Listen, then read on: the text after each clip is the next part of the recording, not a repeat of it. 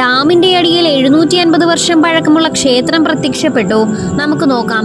തമിഴ്നാട്ടിലെ ഈറോഡിലെ പ്രധാന ജലസ്രോതസ്സായ ഭവാനി സാഗർ ഡാം വരൾച്ചയെ തുടർന്ന് വറ്റി. ഇതോടെ ഡാമിന്റെ മധ്യഭാഗത്തുണ്ടായിരുന്ന ഏതാണ്ട് 750 വർഷം പഴക്കമുള്ള മാധവ പെരുമാൾ ക്ഷേത്രമാണ് ദൃശ്യമായിരിക്കുന്നത്.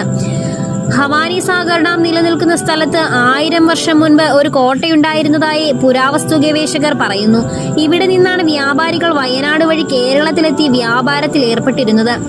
തമിഴ്നാടിനെ കർണാടകയുമായി ബന്ധിപ്പിച്ചും കുരുമുളക്, മറ്റ് സുഗന്ധദ്രവ്യങ്ങൾ എന്നിവയുടെ വ്യാപാരമുണ്ടായിരുന്നു. ബ്രിട്ടീഷുകാരും കോട്ട കേന്ദ്രീകരിച്ചു കേരളവുമായി വ്യാപാരം നടത്തി. സ്വാതന്ത്ര്യത്തിനു ശേഷം കൊങ്കു മേഖലയിൽ ശുദ്ധജല ആവശ്യത്തിനായാണ് ഭവാനി സാഗർ ഡാം നിർമ്മിച്ചത്.